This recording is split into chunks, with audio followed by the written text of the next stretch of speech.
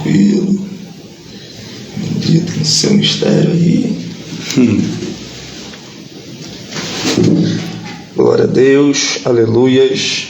Glória a Deus. Tá vendo legal? Tô. Aleluias, glória a Deus.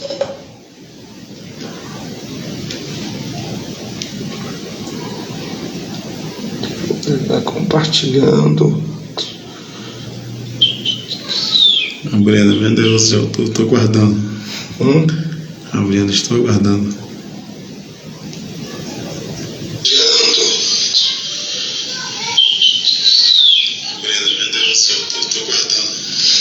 Tô saindo da jogo.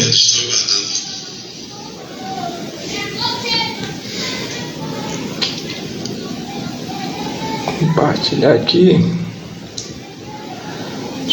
Meu Deus, tá junto. Glória a Deus, aleluia.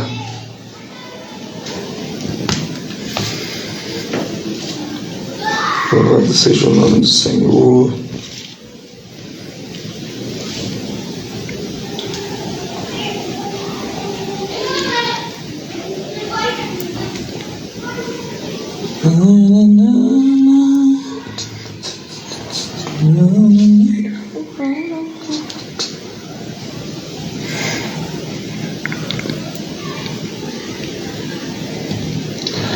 Fala, Brena tá aí, ó, Brena da equipe, né? Acabou de sair da igreja, né, Brena?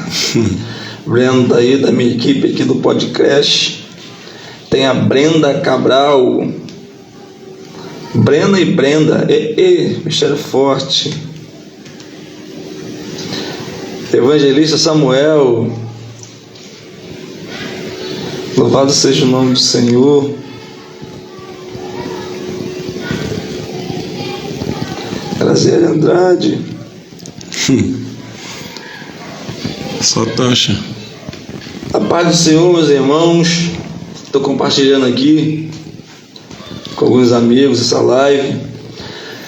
A paz de Cristo, louvado seja o nome do Senhor. Está falando o missionário Jonathan Santana. Está começando mais um episódio do podcast Pod Crente. Glória a Deus. Louvado seja o nome do Senhor. A paz do Senhor Lucas.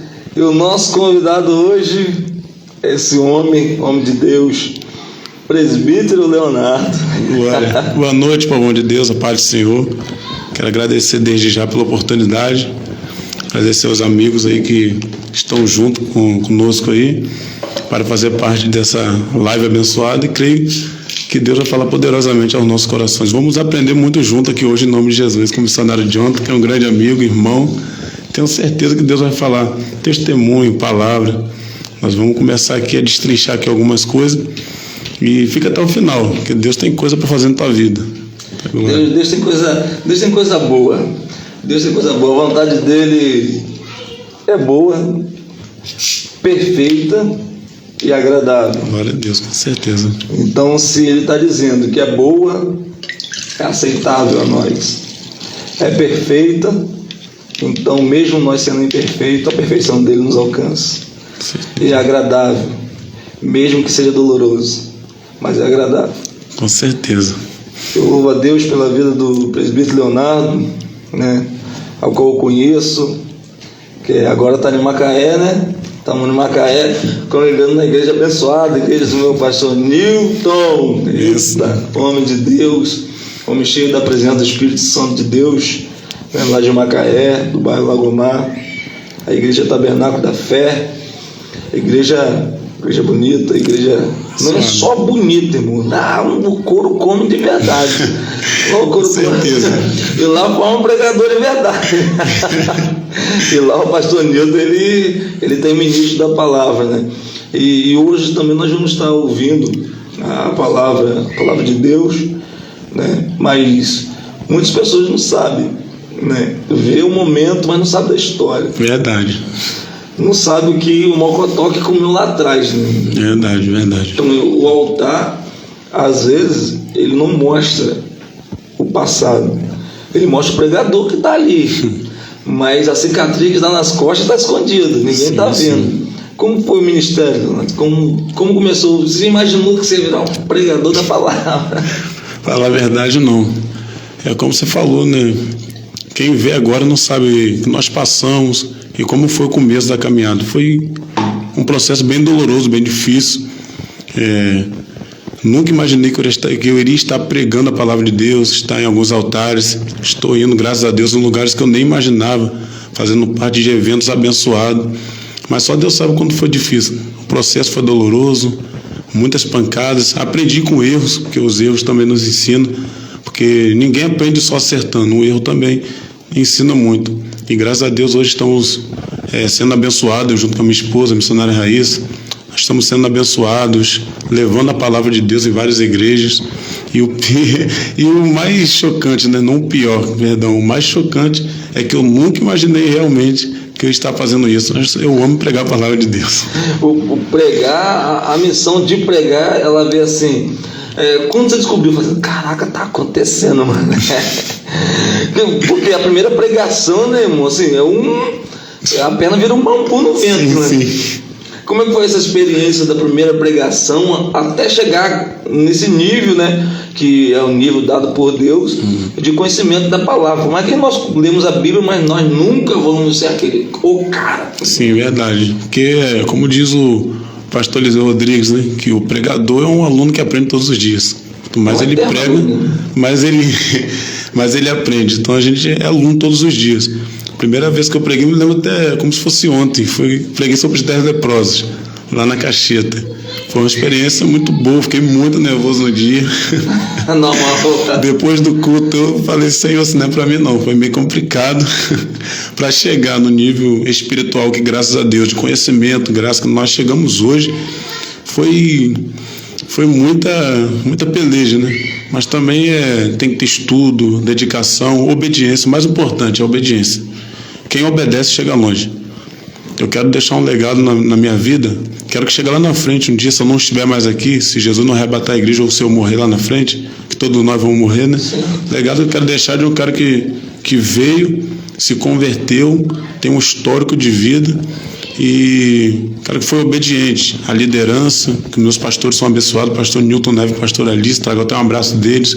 O cara que foi obediente, o cara que deixou um legado, o cara que foi um bom obreiro, não 100%, que ninguém é 100%, mas nós aprendemos todos os dias e um legado que eu quero deixar de uma boa pessoa.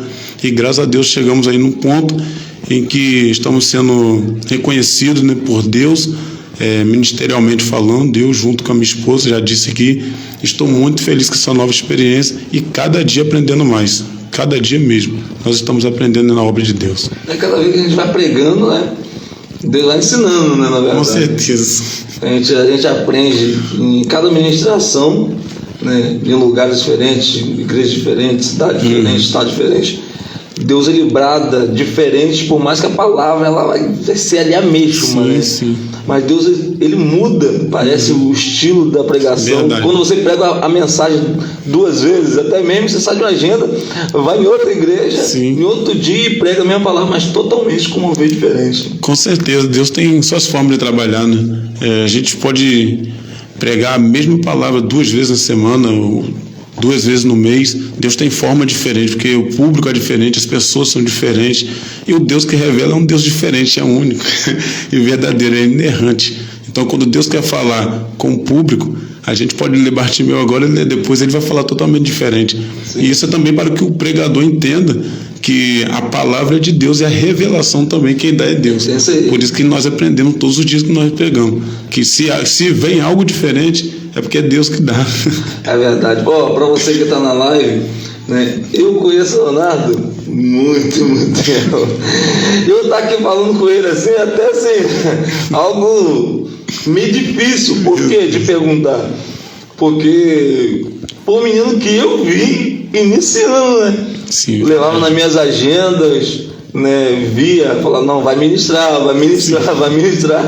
botava, dava 5 minutos de oportunidade da minha pregação. Então, assim, é difícil. Às vezes você está na live aí, não conhece um pouco da história do presbítero Leonardo. Eu conheço, desde o início eu conheço o casamento, o homem de Deus, a mulher dele. Aí, mulher de Deus, eu acompanhei a trajetória. Como foi? Eu sei como foi difícil. Verdade, foi. Não só ministério, né? Também trajetória também, né? Trajetória foi bem difícil. Eu louvo a Deus pela palavra que você disse. Tem poucas pessoas que pensam assim.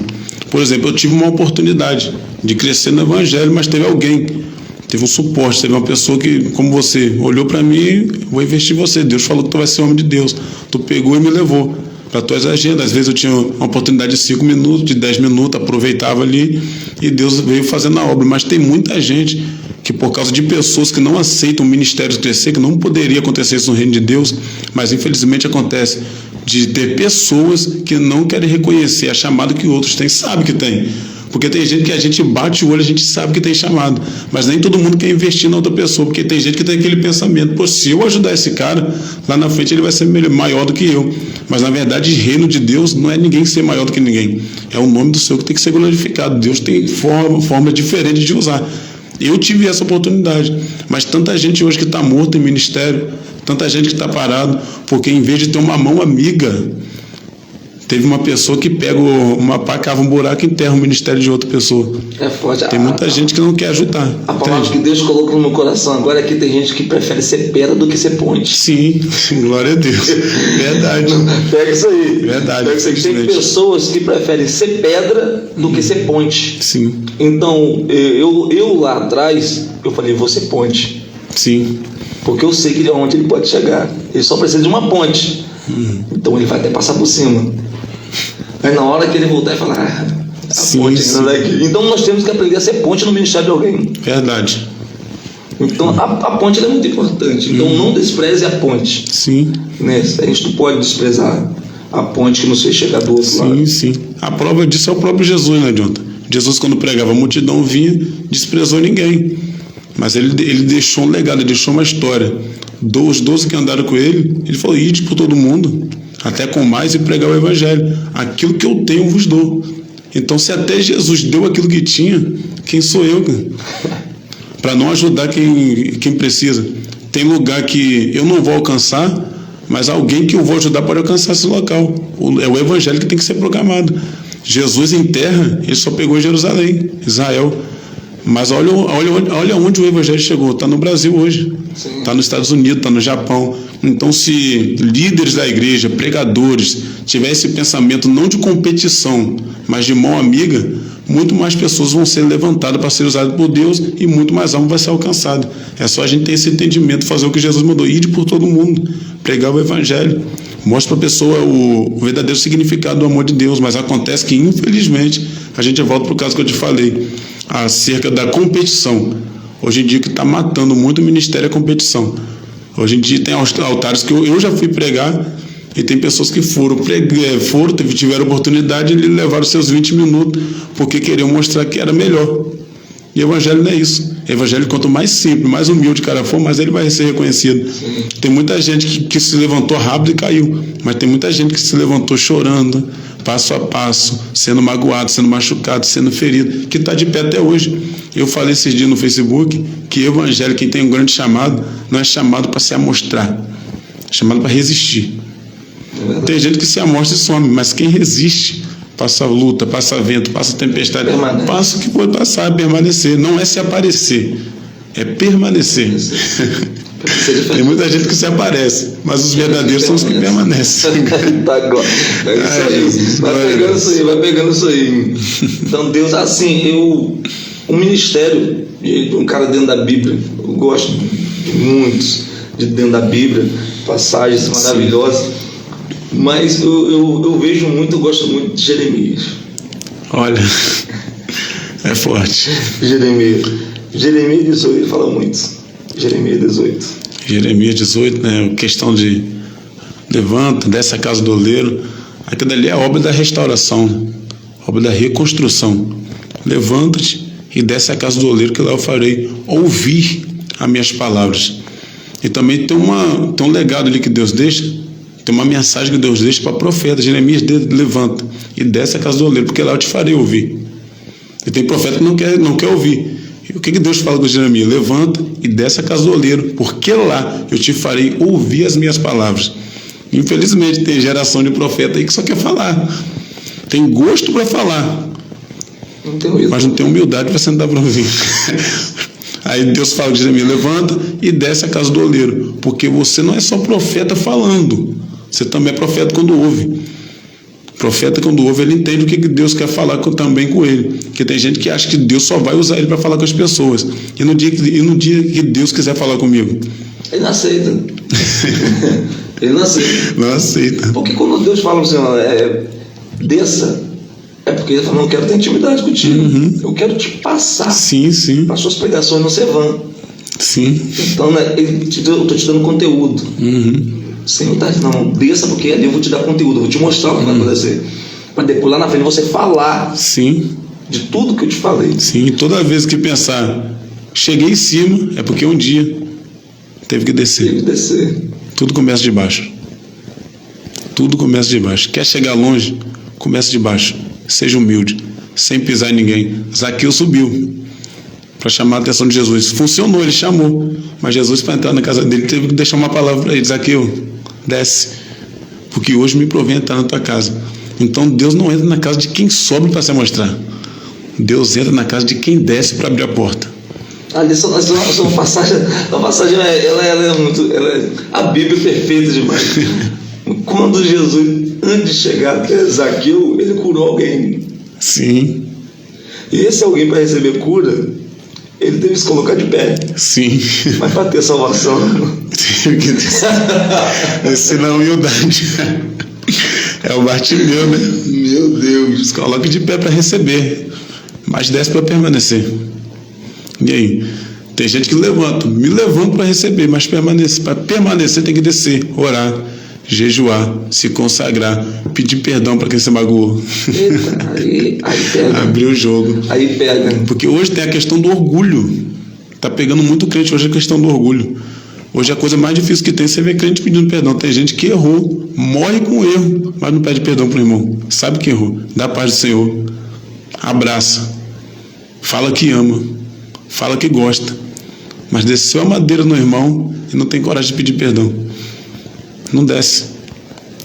Por isso que o Zaqueu teve que descer. Zaqueu, quando desce, Jesus fala: eu vou na tua casa. Jesus foi na casa dele. A salvação chega na casa dele, que ele fala: mestre, se eu defraudei alguém, eu vou devolver 4 vezes mais. Porque Zaqueu entende a primeira coisa no evangelho: quem recebe Jesus na casa não pega, ele devolve. Mudança de caráter. O que mostra para pessoas que eu mudei é quando eu devolvo aquilo que não é meu. Ele está quando é dele. Ele sabe que não é dele. Sabia. Então ele tem que devolver. Ele sabia que não era dele. Então pesou. Pesou na mente. Pô, Jesus está aqui, mano. Se Jesus entrou, ele muda, né? Sim. Então Jesus nem pediu para ele. Pô. Jesus nem falou assim: eu quero que você muda. Eu estou entrando, eu quero que você muda. Não, Jesus ele só entrou. Sim. Ele só: hoje tem salvação nessa casa aqui. Com certeza. Porque a entrada de Jesus faz esse milagre. Quando Jesus entra, é eu que coloco para fora, não precisa ninguém forçar. Pega isso aí, quando Jesus entra, não precisa ninguém te forçar nada, você que tem que botar para fora. Qual é o erro que você está guardado aí, que está guardado em você, que você teve que botar para fora quando Jesus entrou?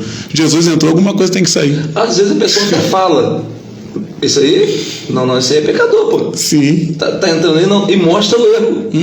Quem tá fora mostra o erro. Jesus não olhou pro erro. Sim. Mas se fosse pelo povo, o povo que arrancava o erro de Zaqueu.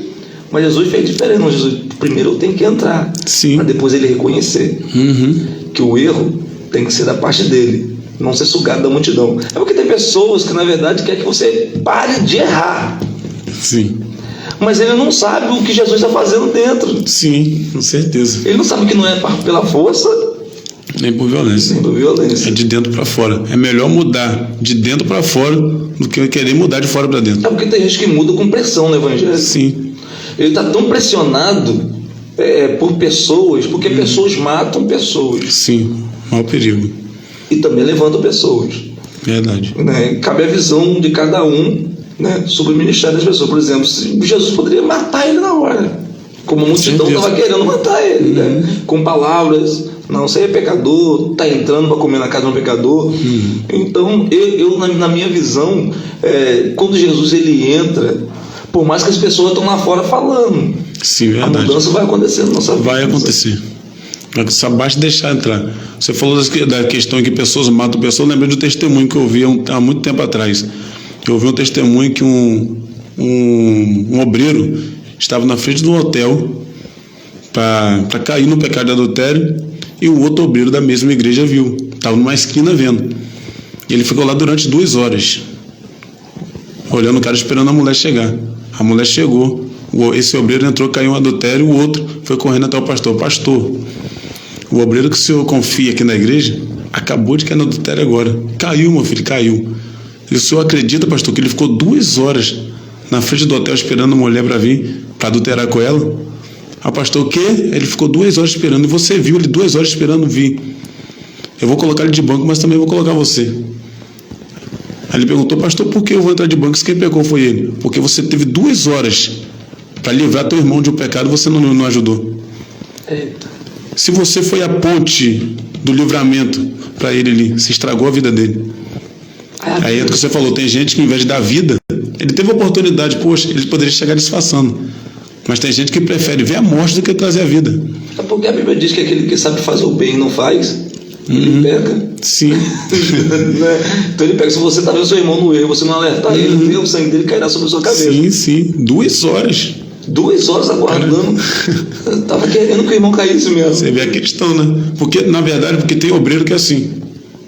É por isso que Paulo manda a carta a Timóteo, ele fala, procura apresentar diante de Deus como obreiro aprovado, que não tem do que se envergonhar e que maneja bem a palavra da verdade. O obreiro reprovado é assim. Ele tenta se aprovar reprovando alguém. É verdade. O obreiro que não é aprovado é assim. O reprovado. Ele tenta subir querendo matar alguém. Ele não aceita quem Deus levanta. Ele não obedece. Ele só mostra que é obreiro na frente da liderança. Quando a liderança não está perto, ele fala da liderança. O obreiro reprovado é isso. Mas qual é o obreiro aprovado? Paulo disse, procura apresentar diante de Deus. Primeiro, cara, não se apresenta diante de homens. Porque é Deus que é ele se apresenta diante de Deus, que é Deus que é belo. Como obreiro aprovado. Segundo, que não tem do que se envergonhar. Que manuseia bem a palavra. Que manuseia bem a palavra da verdade. Então não é qualquer um. Não é qualquer um. Tem que saber o que está fazendo. Porque o Espírito Santo, quando entra, ele entra para fazer a mudança. Com certeza. Mas eu também tenho que me dedicar na palavra de Deus. Me dedicar em oração e me dedicar na busca para me ser obreiro aprovado. Ninguém vira obreiro aprovado da noite para o dia. É buscando, é se consagrando, é obedecendo. É por isso que tem gente ainda que está sendo reprovado por Deus. Não ora e acha que vai crescer matando alguém. Acha que vai crescer anulando o ministério de alguém. E o pior de tudo, sabe o quê? Porque tudo isso aqui vai ficar. Sim. O propósito da igreja é arrebatamento, é o céu. Aí tem gente brigando por cadeira, brigando por posição, tem muito. Brigando por ministério, brigando por posição, como eu já falei. Mas quando Jesus voltar, muita gente vai ouvir dizer abertamente, apartai-vos de mim. E querem muito voltar, né? Esquecendo de arrumar o dele. Uhum. Poxa, o evangelho hoje, ele realmente está muito competitivo. Sim. Entendeu? Então o papel da igreja hoje é sofrer para poder quebrar isso dentro da própria igreja.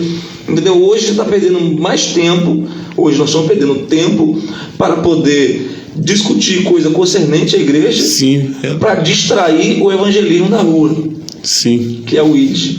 Verdade. Então a estratégia do diabo é o quê? Não, vou formar aqui, para ele não ter mente lá. Uhum. Para ele não ter estratégia lá, não ter estudo para lá. Sim. Mas só que quem tem prioridade, né, ele foca na necessidade da obra. Se a outra está precisando de pessoas para ir, Deus sempre vai levantar alguém em meio à confusão para trazer coisas novas para dentro da igreja de Cristo. Com certeza, com certeza. Essa é uma batalha que o diabo nunca ganha. Nunca vai ganhar. Ele está tentando até hoje, mas nunca ganha. Nunca será. Porque o que eu amo Deus é isso, o que eu amo Jesus Cristo é isso. Pode ter milhares de pessoas erradas, mas ele vai onde está Gideão, ele pega o Jeremias, ele vai onde está Moisés. Não adianta, Deus sempre levanta alguém que é diferente, sempre vai ter uma geração que é diferente. Então não tem esse negócio que essa geração é a pior, sempre tem alguém diferente no meio da geração. Mas é verdade. Deus sempre levanta, Deus nunca deixou de levantar ninguém, uma pessoa para fazer diferença, e nunca vai deixar de levantar. Porque onde tem um coração aberto para a palavra de Deus, Deus vai habitar ali e vai fazer diferença. Na época de Noé, quantos justos tinha? Pô, só que se hoje nós já somos a pior geração, imagina de lá. Quanto justiça na época de Noé. O cara virar para Noé e mandar, faz uma arca. Eu vou matar toda a geração. Quando ele entra para dentro da arca com a tua família, a gente vai ver o número de justos que tinha. Que nem 8 era 7. Na casa dele. Porque na casa dele tinha alguém que era pior do que os animais que entrou lá. Sim. Tinha o filho dele, que foi o Cana, que mostrou sua nudez. Então Deus sempre levanta alguém. Sim. Não adianta. É por isso que para a gente voltar para o texto, que Deus fala, Jeremias, levanta e desce a casa do oleiro. Porque Deus queria mostrar para Jeremias como o povo estava. Sim. E o que ele iria fazer com o povo. Que é a obra da restauração, da reconstrução dessa casa do oleiro, porque lá eu te farei ouvir as minhas palavras. Então ele desceu. E quando ele desce, ele não ouve, de primeira. Ele vai ver. Ele vai ver o oleiro trabalhando. Sim. Ele vai ver como o oleiro faz. Porque Deus fala, deu o oleiro como né, base. Desça na casa do oleiro. Sim. Então ele queria comparar alguma coisa. Com certeza. Porque ele não vai te dar uma experiência para você botar algo diferente. Sim. Né? Então, assim, claramente, vamos conjecturar. Por que logo a casa do oleiro? Porque Jesus ele queria que Jeremias visse o vaso Sim. em cima da roda, o oleiro trabalhando, porque ele sabia, o oleiro conhece. O oleiro não está quebrando vaso doce, não, vaso que se quebra assim. Do nada o vaso se quebrou, mas o oleiro conhecia a matéria. Com certeza. Então ele não tem essa inexperiência de trabalhar com algo. Você sabe assim, que ele vai se quebrar, vai fazer algo que vai se quebrar. Tinha um propósito para isso. Sim, com certeza. Era necessário aquele vaso se quebrar. Sim, e Gênesis 3, para levar Jeremias lá onde tudo começou. Eu comecei com o pó da terra, com barro, coisa que ninguém dá nada. E hoje tem essa geração, então você que é o profeta. Então quando Deus manda Jeremias descer a casa do oleiro, ele está mostrando o mesmo Deus que fez lá atrás, sabe trabalhar aqui na frente. Então Jeremias desce e vê ele trabalhando, porque na verdade ele não é por causa de Deus, ali para mostrar ao profeta a forma que ele trabalha. Portanto, ele está trabalhando com vaso. Quem quebra é o vaso, não é o oleiro que quebra o vaso, porque Deus não quebra ninguém. Sim. Se tiver alguém pregando, alguém profetizando que Deus vai quebrar, Deus não quebra ninguém. Deus permite as pessoas se quebrarem por causa de atitude errada, de coisas que fez, que era para consertar, ou de caminho errado, porque Deus permite quebrar, porque Ele sabe fazer de novo. Por causa da semeadura que o ser humano não semeia. Então, sempre foi pelo profeta, o profeta vê, olha como que está. Porque a olaria ali simboliza historicamente a Babilônia, que o povo vai para a Babilônia. O oleiro é Deus, e Deus faz qualquer lugar que Ele quiser de olaria. Onde tiver vaso para trabalhar, tem olaria. O oleiro está lá. E aquele oleiro que está trabalhando realmente era um homem, ele desceu para ver. Mas só simbolizava o próprio Deus. Deus mostrando como que acontece na olaria, como que Ele trabalha. Primeiro, não é Ele que quebra. Já falei que Deus não quebra ninguém. Segundo, o vaso que se quebra na mão do oleiro. E não tem melhor lugar que se quebrar do que senão na mão do oleiro. Quebrou, mas quebrou no lugar certo. Sim. Está quebrado, mas está na mão do oleiro. E para mostrar para Jeremias que na olaria não tem lixeira. É porque ali ele estava fazendo a obra. Sim. Ela não estava seca para se quebrar. Sim. Entendeu? Poxa, não estava concluído. Não tava, o vaso não estava concluído. Mas ele se quebrou. Ele poderia amolecer e ele murchar, o barro cair. Mas se quebrar, quando você se quebra um vaso, poxa, você quebra o vaso, vai jogar fora. Não tem como você sair restaurando. Sim. Assim. Você quando quebra a pontinha, quebrou da pontinha, aí nós conseguimos restaurar. Mas o vaso se quebrou. O vaso quebrou mesmo ele movimentando, porque ele tem que estar maleável, né, para ele se quebrar. Sim. Tem uns estudiosos que diz que ele se desconcertou, se entortou. Eu gosto desse dito. Se desconcertou. Porque desconcertou. Olha o que eu faço, Jeremias. O vaso desconcerta, mas na minha mão é a mão certa para fazer de novo. E eu uso o texto também, se quebrou, porque é o que muita gente usa, Sim. é por causa do feito, pelo que acontece no momento. Na olaria eu acabei de falar que não tem lixeira, tem reciclagem. Por exemplo, o que a gente vai fazer depois que a gente tomar esse H2O aqui? A tendência dele é ser jogado no lixo. Sim. Mas tem gente que ganha dinheiro em cima disso, que sai catando e leva para reciclagem. Utilidade. É assim que o oleiro trabalha. Tudo que o homem joga fora, ele pega e diz, vou fazer de novo. Na olaria não tem lixeira.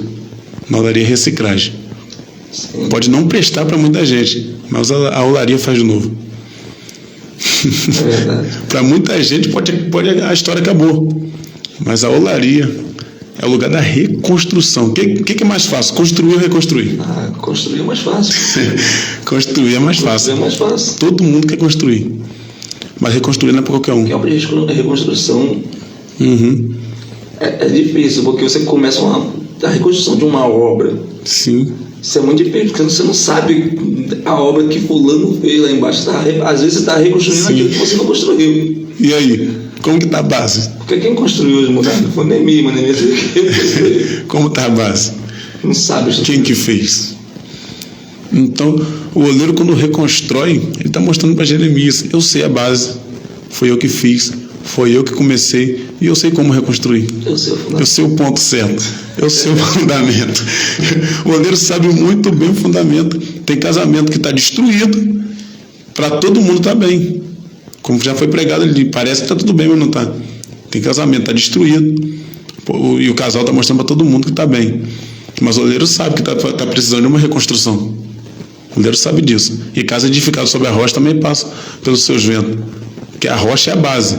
A base está ali. Mas a casa tem reboco, tem tinta. E algumas coisas da casa são danificadas.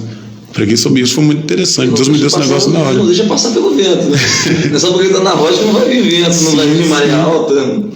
Sim. Aí tem tijolo, tem pintura, tem várias coisas. Então a reconstrução é para quem sabe fazer. Quem vai ter a capacidade, o capricho e a responsabilidade. Deus sabe reconstruir. Quando Jerusalém foi destruída, ele fala, Neemias, vai lá para reconstruir o muro. Neemias teve que acreditar na base que já tinha. Neemias teve que acreditar em quem chamou. E tinha pessoas, né? Lá, porém, ele primeiro, antes dele reconstruir, antes de levantar, ele teve que trazer a lei, ele teve que falar para poder dar ânimo a quem estava lá vendo destruição. Sim, até porque naquela época uma cidade que não tinha muro é uma cidade que não tinha dono. Não tinha Deus, qualquer um entrava e fazer o que quiser. É uma cidade bagunçada. Aí quando Neemias sente desejo no coração, ele fala, tem que reconstruir aquilo. Porque a cidade tem dono. Antes de reconstruir, eu vou ter que restaurar alguém. Restaurar. E como que restaura? É a palavra. Só a palavra restaura pessoas. Antes de reconstruir, que Deus tem que reconstruir, a palavra tem que ser liberada. Que talvez o povo se esqueceu dos desígnios de Deus, da palavra de Deus. Aí Neemias vem, vamos, junto com Esdras, trazendo o povo de volta. Neemias chama, vamos reconstruir esse muro, porque esse povo tem história. Olha, estou todo arrepiado aqui. Se tem história, vale a pena reconstruir. Verdade. Se tem história, vale a pena investir. Porque tem gente que abandona pessoas porque a pessoa se quebrou no meio do caminho. É verdade. Tem gente que abandona pessoas, tem pessoas aí que estão afastadas, desviadas do evangelho, porque quando mais precisou dar as costas. Porque não teve um Neemias para ajudar a reconstruir. E se Neemias foi para reconstruir, porque Neemias sabe, tem história, tem base e tem um Deus que é com esse povo. Porque para quem está de fora, é uma cidade sem dono. Jerusalém se tornou uma cidade sem dono. O que significa Jerusalém? Habitação de paz. Mas cadê a paz? Os muros caídos e as portas queimadas. Jeremias diz, a cidade tem dono. Está quebrado, muro queimado, está um caos, miséria, fome, mas tem dono. Porque o momento não define a história, não. A história não acabou, não. Então receba essa palavra. Você está dando você vida, você pode dizer um amém aí em nome do Senhor Jesus Cristo de Nazaré. Por mais que esteja com os muros derribados, portais queimados, mas você ainda tem dono. Deus vai cercar a cidade de novo. A paz volta. Deus vai enviar alguém para restaurar alguém. Glória a Deus. Deus vai enviar pessoas na sua vida. Às vezes você está dentro de casa. Às vezes tem pessoas nessa live aqui que tem ministério, tem chamada. Sim. Só está faltando de alguém para ajudar a reconstruir. Sim, e Deus vai enviar esse Neemias para levantar esse muro que está quebrado. Você é habitação de paz, a tua casa vai ter paz. O diabo está olhando de fora e está dizendo, acabou, não tem dono mais, está quebrado. Mas Deus vai enviar um Neemias para ajudar a reconstruir o negócio. E quando reconstrói a glória dessa última cassete, será da primeira. Deus, eu quero profetizar para você. Eu preciso profetizar para você. Libera. Eu vou liberar uma palavra de Deus na sua vida. Eu vou liberar essa palavra. Os muros estão caídos, irmão. Os portais já foram queimados e humilhados. Às vezes, o Nabucodonosor que veio sobre você, às vezes levou algumas coisas valiosas da sua vida e derrubou os seus muros e queimou os seus portais. Mas Deus vai mandar Neemias sair de lá, daquele palácio, só para poder trazer novidade de vida. Glória a Deus. Ele vai parar de servir alguém. Meu Deus. Ele vai parar de servir alguém porque ele recebeu notícia. Olha só, Jerusalém está destruído. Ele se entristeceu, a Bíblia diz. Ele se entristece e o rei percebe. Primeiro Deus não fala com Neemias, Deus fala com o rei. Meu Deus. Através do semblante do Neemias. Eu sei que isso aí não é doença, não. Isso é coisa do coração. Isso aí é coisa do coração. É aí que Neemias ele conta para o rei o que estava acontecendo. Então o rei era da cartas, porque ele tinha que pegar madeira, tinha que pegar recurso. Nossa, antes de você chegar lá para reconstruir, eu estou te dando recurso. Alguém pensando que está tudo acabado, mas está Neemias chegando e está chegando com recurso. Meu Deus! Os recursos não acabaram. Para você acabou, mas tem Neemias sendo enviado por Deus hoje para trazer recursos para o casamento, para a tua casa, para a tua vida espiritual, para a tua saúde, para a tua família. Tem reconstrução chegando hoje. Reconstrução. Deus vai, Neemias já está a caminho. Neemias já está a caminho, tem coisa com carta na mão. Carta na mão.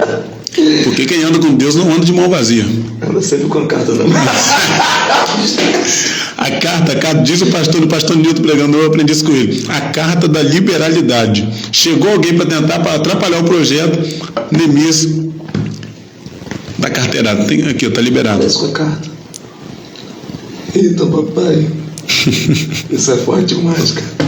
Isso é forte demais. Você não está nem percebendo, mas tem carta chegando. E não o carteiro que sabe o número da sua casa, que não, é o que tem um nome que está acima de todo nome, que está enviando um mensageiro para trazer uma palavra de paz e de conforto. Vai ser reconstruído em nome de Deus. Sim, porque Deus é o único que sabe da nossa identidade, não precisa ter ela na mão antes da gente nascer. Deus é o único que sabe do nosso endereço. Ele não precisa de nenhum tipo de comprovante nem de documento. E Deus sabe o endereço de quem precisa ser reconstruído. E Neemias vai bater na porta de alguém, vai chegar na casa de alguém com a carta da liberalidade, com recursos para restaurar a casa de alguém que precisa estar nos ouvindo aqui hoje. Isso é para quem está ouvindo. Essa reconstrução é para quem está ouvindo. É por isso que Jeremias, quando desce a casa do oleiro e vê o vaso se quebrar, o oleiro está querendo mostrar: olha, Jeremias, o que está acontecendo? Se quebrou, mas eu faço de novo. Se quebrou, mas eu levanto de novo. Está quebrado, mas está na minha mão. Está fraco, mas está na minha mão. Está desanimado, mas está na minha mão. Está pensando em desistir, mas está nas minhas mãos. Está pedindo a morte igual Elias, mas está nas minhas mãos. Oh, glória. Você está na mão de Deus. Você está na mão de Deus. Olha o que Deus diz para ele. O que Deus diz para ele? Olha como o oleiro trabalha. O oleiro pega e refaz um vaso novo. Porque o oleiro é assim. O oleiro é especialista em fazer tudo de novo. Tudo de novo. Nos mínimos detalhes o oleiro faz. Então isso aqui é para quem está pensando em desistir, porque está passando por algum processo, se quebrou no meio da caminhada. Está pensando em desistir porque algumas pessoas te magoaram. está com o coração cheio de tristeza, de mágoa, de dor, mas ainda tem uma resposta de Deus: eu posso reconstruir a tua vida, eu posso reconstruir a tua casa, eu posso reconstruir a tua família, eu posso reconstruir o teu ministério, eu posso reconstruir o teu casamento, eu posso reconstruir tudo aquilo que foi destruído. O Nabucodonosor que se levantou para destruir não vive para sempre, mas eu, o Senhor, Rei dos exércitos, Aleluia. Rei dos reis, Senhor dos senhores, vivo para todo sempre. Nabucodonosor vai, Beltesazar vai, vai outras gerações, mas Deus permanece na mesma posição, no mesmo lugar, para fazer uma obra diferente. Quebrar algo velho, Reconstruir algo novo. Glória a Deus. Ai, Jesus. O pessoal tá junto. Ele faz tudo perfeito, né? Mas com certeza, E o que ele restaura, ele não deixa brecha. com certeza. Entendeu? Ele não deixa brecha, porque como Neemias, ele, mesmo antes de eu colocar os portais, não tinha brecha alguma. Sempre se levantou alguém. Sim, Porque quando você está reconstruindo, as pessoas veem, estava derribado, estava caído. Agora começou a tomar forma. É ministério. Quando o teu ministério começa a tomar forma, vai levantar Sambalat e Gesem Tobias quando você se prepare. isso é muito interessante o que você está falando. É que se a gente olhar a Bíblia, até Neemias tomar essa posição, você não vê o nome de Sambalat, Tobias nem de Gesem. Só foi ele se levantar para poder fazer. Quando Neemias vai fazer, os opositores aparecem. Porque a oposição é assim, só se levanta quando é quem faz. Só Neemias diz: eu vou fazer, vou reconstruir. É tipo esse podcast, tem muita gente que não faz, mas sempre tem os opositores. Vai fazer para quê? Tá perdendo tempo. Você poderia estar em casa agora, mas onde você está? A gente acabou de sair de um culto, mas sempre tem o Sambalat, Tobias e Gesem. Quando Neemias aparece, vamos reconstruir, eles aparecem junto. Tá vendo? Que o Neemias revela alguém que já era falso há muito tempo e o povo não sabia. Alguém que não queria reconstrução. Tem gente que estava no meio do povo, mas não desejava a reconstrução do povo. Porque enquanto você pode me dar recurso, eu prefiro você ver com a vida miserável me dando recurso do que ver você com a vida restaurada e vivendo algo novo da parte de Deus. Tem gente que é assim, tem gente que é maldosa. Pessoas maldosas são assim, preferem ver vidas destruídas, mas que dê recurso, do que reconstruídas para viver o propósito de Deus. Neemias aparece e junto com Neemias, Sambalat, Tobias e Gesem. Mas quando o Neemias ele reconstrói, quando ele faz, o engraçado é que quando ele volta para Suzã, pro rei, que está montando agora uma câmara, Tobias está morando lá no negócio, está morando lá dentro do negócio. Sim. Neemias, quando fica sabendo, ele volta, ele dá uma carta também. Agora ele tem autoridade para liberar a carta. Ele não tinha liberdade para mandar carta nem nada, não. Agora ele dá carta de despejo agora para Tobias. Sim. Não, você não pode fazer parte daquilo que você não cooperou. Sim, porque Tobias é o tipo de gente, enquanto não se levanta, eu não acredito, não vai acontecer. Eu vou tentar fazer de tudo para destruir. Mas quando se levanta, ele quer estar dentro. É o tipo de gente que não acredita do lado de fora, mas quando dá certo, quer estar do lado de dentro. Tem muita gente que é assim, nos projetos de Deus na nossa vida. Não acredita. Enquanto está por fora, porque está sendo construído, mas quando a construção é concretizada, a pessoa quer estar dentro. Todo mundo rejeita nisso. Mas querer fazer parte do resultado. Sim. Às vezes isso acontece na nossa vida até mesmo se você abrir um negócio para você. Sim. Se você hoje estiver construindo, levantando uma loja de roupa para você. Sim. Fala assim, tá abrindo o que aí? Verdade. Agora deu de vender roupa. Verdade. Agora quer vender roupa, você não vai dar certo não, mãe. Verdade. Mas quando começa a dar certo, aí que entrar. ele vê a placa. Deu certo. Deu certo. Se tem placa, é que tá dando certo. Aí ele começa a ver os resultados. Aí começa a ver que o cara comprou um carro, já está na frente da loja. Agora o cara está de casa boa, está de casa nova. Mas não fez parte com o camarada quando o camarada estava cavando sapato, irmão. Então, não é você fazer acepção de pessoas, é você saber com quem você está andando. Sim, é a atitude de Neemias. A atitude de Neemias foi essa. Se não acreditou quando eu estava reconstruindo, não vai entrar quando tiver reconstruído. O ditado é esse.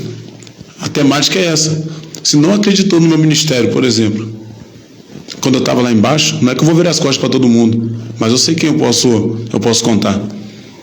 Eu sei as pessoas hoje que me convidam só como pregador, e eu sei que me convidam também como amigos. Tem gente que vai participar do projeto comigo, mas quem não acreditou não pode participar. John, sabe por quê? Porque se não acreditou no que Deus vai fazendo na tua vida no começo, vai entrar para tentar te atrapalhar no final. Sim. Porque a tendência do orgulhoso é essa. Eu não acreditei, mas eu vou fazer de tudo para distorcer e destruir tudo aquilo que foi construído. Nem todo mundo tem que entrar na nossa casa. Não meteu a mão na pá, não pode pegar o churrasco. Sim.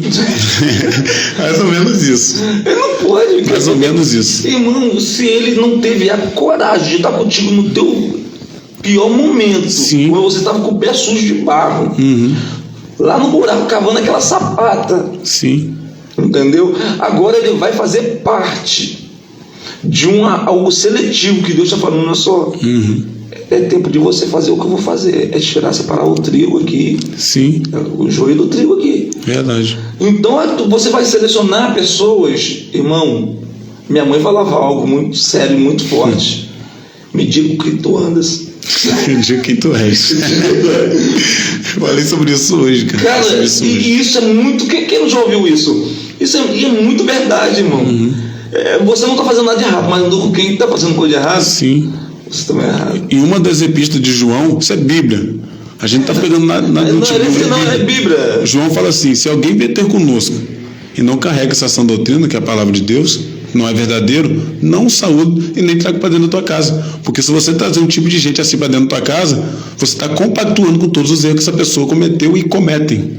Então nem todo mundo pode entrar na minha casa, nem todo mundo senta na minha mesa.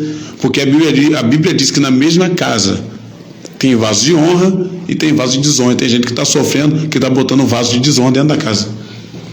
Está sentando que não é para sentar, está falando que não é para falar, está proclamando que não é para proclamar. E eu costumo dizer lá na igreja, pela misericórdia do pastor Nilton, guiado por Deus, me colocou para dar aula na IBD, costumo dizer isso para o pessoal lá. Quer crescer na obra de Deus, você não precisa precisar de ninguém, é humildade. Quer crescer na obra de Deus é humildade, sinceridade e obediência. Obedecer sua liderança. Se você fazer esses 3 quesitos, Deus acima de todas as coisas, amar o próximo como a ti mesmo, ter humildade, sinceridade, pode ter certeza, você vai crescer para cima e para baixo nas raízes. É porque quando a gente é obediente na vida e ministerial, Deus vai enviar alguém que te plante, vai enviar alguém que te regue, só para te dar o crescimento. Então, assim, é Bíblia. É Bíblia. Eu sou de Paulo, eu sou de Apolo. Não. Olha só. Um aqui plantou. Eu reguei aqui. Mas quem dá o teu crescimento não vai ser quem plantou e quem regou. Quem dá o crescimento é Deus. Sim. Se você for obediente, Deus vai enviar alguém que vai te colocar ali. Sim. Plantei, aqui você vai dar fruto. Mas eu não vou fazer além disso aqui. Eu só te plantei. Agora Deus vai enviar alguém que vai regar teu ministério. Porque a terra do Evangelho não é como essa terra, hein? Nessa terra qualquer um planta, rega e cresce. Mas na terra do Evangelho, pode um plantar, pode o outro regar. Mas quem define o crescimento? É Deus. Quem define o crescimento é Deus. É por isso que tem sementes que demoram para aparecer. Tem pessoas que demoram para crescer. É porque Deus sabe o momento certo de botar para fora. Tem gente hoje que se for ungido a pastor desvia.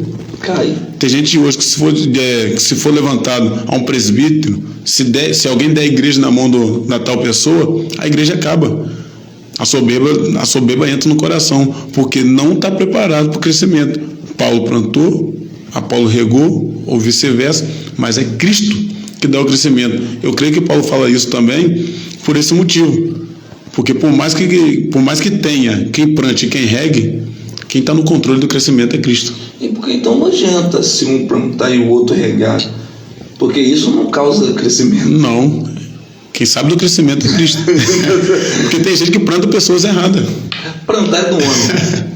Regar é do homem. Mas crescimento... é natural. Mas o crescimento quem dá é só Deus. Às vezes fala assim, não, senta aqui comigo, você vai crescer. Não é comigo você vai crescer. Eu só estou regando. Sim. A gente fala, cola comigo que você cresce. Vão na agenda comigo, vão dar de igreja que você vai ir. Não. É através da Bíblia, da sua vida, que se você pregou na igreja, você estava regando na minha vida. Com certeza. Regando Bíblia. Água, palavra. Com certeza. Palavra, água, vida.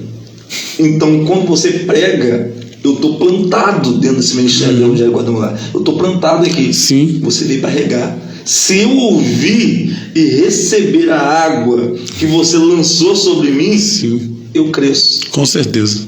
Não é por você, é por Cristo que habita em você, Com certeza. que fez a água cair em mim. Porque tem gente que não cresce, que não respeita o período do crescimento.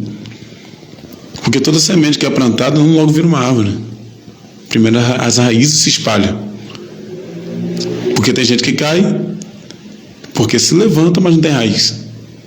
Quando a semente é plantada, demora para aparecer. E ela tem que morrer primeiro. Demora para dar fruto. A semente a primeira morre. Sim. O poder depois lá de dentro. Sim. Para ser extraído.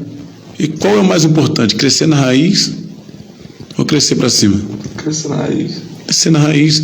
Porque o que traz sustância para o fruto que vai ser gerado lá na frente é a raiz que está embaixo. Porque o que suga nutriente não é o tronco. É o fruto. Então assim, Deus é para você que está ouvindo, irmão. Esse aqui é poder pregar, é o seu ministério. Entendeu? Então, toda vez, se Deus... Às vezes tem pessoa que fala assim, vou sair daqui, não estou crescendo. É isso. Não é porque você não está sendo regado, não foi plantado. É porque falta obediência. Isso é o tempo. É o tempo da obediência, da espera. Entendeu? Às vezes você não morreu. Às vezes você tem que morrer. Sim. Você está até plantado, mas você não morreu, você tem vontade própria. Quando você, eu não vivo mais eu, mas Cristo vive em mim. Sim. Então você não tem mais vontade. Morto não fala, morto não prega, não sei o que, no seu entendimento. Verdade. Quem habita em você é Cristo. Se é Cristo habita em você, então aprenda a respeitar o tempo dele de te ressuscitar. Sim, por isso que Eclesiastes 3 diz: há tempo determinado para todas as coisas. Mas a nossa geração é a geração que não quer esperar o tempo. Quer viver, é igual miojo, botou ali 5 minutos, vamos para dentro, tô pronto. É por isso que muita gente cai, né, ministerialmente falando, e não dá sequência no ministério. Sim. Tem gente que prega sobre a igreja, mas não sabe a história da igreja. Sim. Não sabe o fundamento da igreja. Não sabe o fundamento da igreja. Tem gente que prega Cristo, mas não sabe as verdades de Cristo. Porque o evangelho não é pular, não é rodar, não é sapatear, não. O evangelho é graça e conhecimento. E no conhecimento não gera graça. Não chama graça. É graça e conhecimento que chama o conhecimento. Porque quando eu tenho a graça de Deus, eu quero conhecer a palavra dele. Mas quando você tem conhecimento, o soberbo já alcança primeiro que é a graça. Por que tem gente que pula muito e cai depois?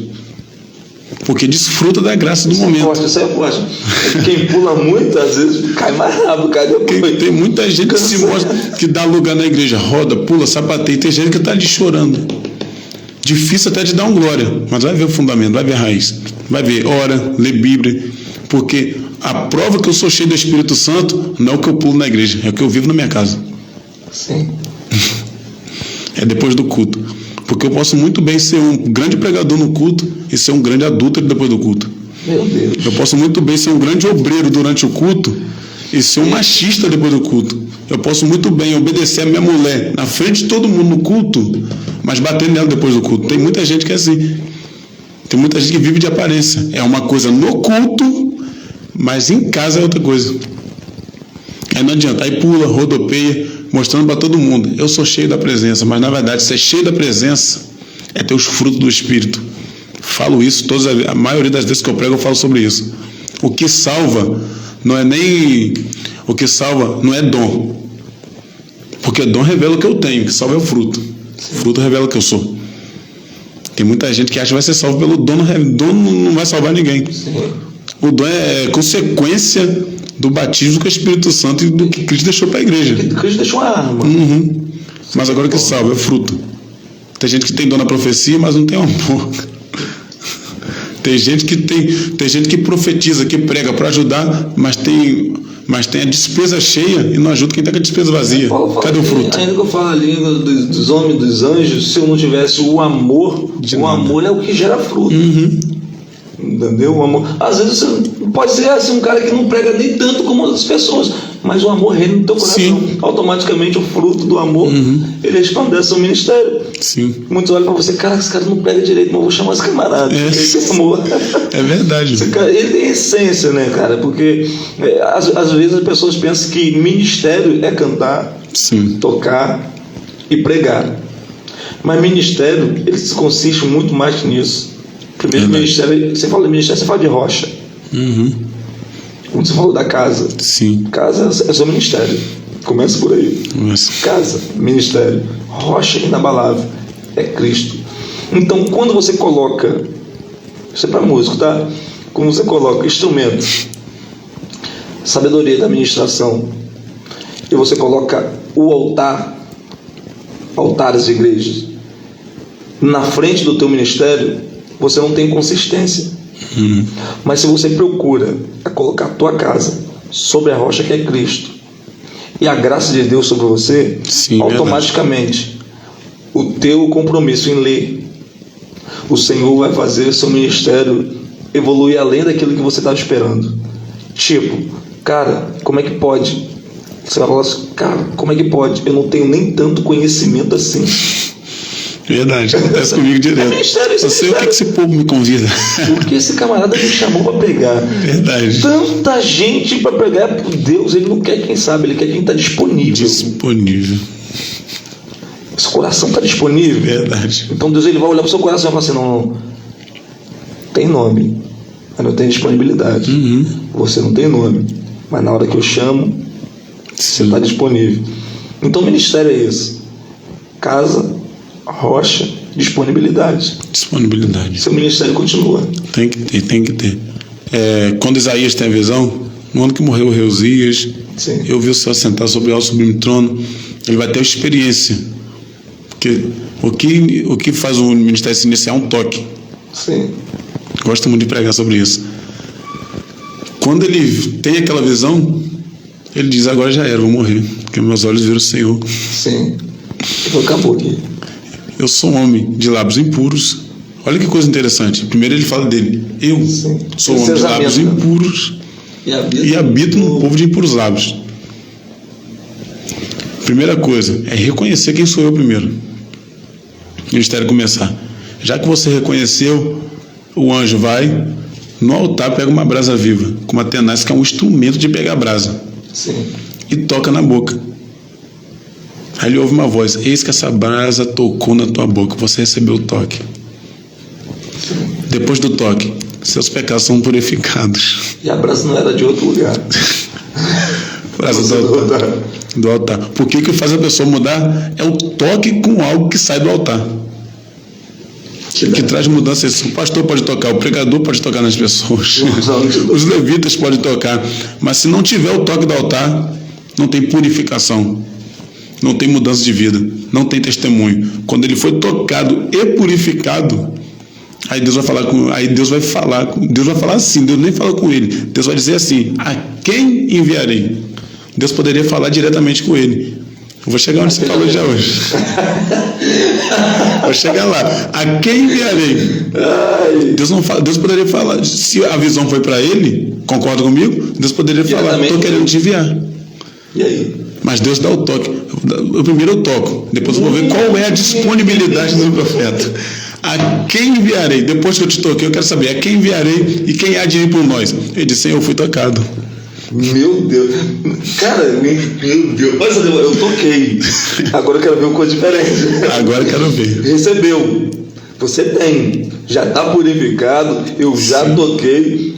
Agora eu quero saber de você. Sim. O que você tem a oferecer? A quem enviarei? O Isaías podia falar assim, Senhor, tem um monte de gente aí.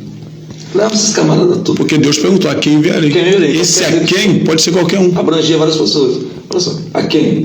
Quem? E aí? Quem? E aí? Você me fala alguém? Aí ele diz, depois do toque, você acha que eu vou ficar na mesma posição? Eis-me aqui. Se eu chego aqui... Disponibilidade. Tem culto hoje. Quem eu vou botar para pregar? Tem ninguém aqui aí. Eu falo assim, não tem ninguém aqui. Mas quem? Você conhece alguém? Você sabe. Não, se a necessidade é agora, Deus está falando assim, não é depois não, pai. Eu quero agora. Sim. Porque tem coisa que Deus vai te chamar para depois. Claro. Então você vai... Não, Deus vai te chamar assim, não, olha só. Deus podia muito bem falar assim, não, eu tenho algo para fazer. Mas é depois. Sim. Mas ele fala assim, não, a quem? Agora. Eu enviarei. Futuro, eu vou enviar. Mas esse futuro é mais próximo do presente que você mais imagina. Sim. Ele fala assim, que eu enviarei. Mas eu quero o resultado agora. Eu tenho algo grande. para fazer, mas eu quero disponibilidade agora. Sim. Então, às vezes, Deus fala: eu tenho coisas grandes para você, Isso. mas eu quero saber da sua disponibilidade agora. Qual a sua disponibilidade agora? Se Deus te chamar agora, Meu Deus.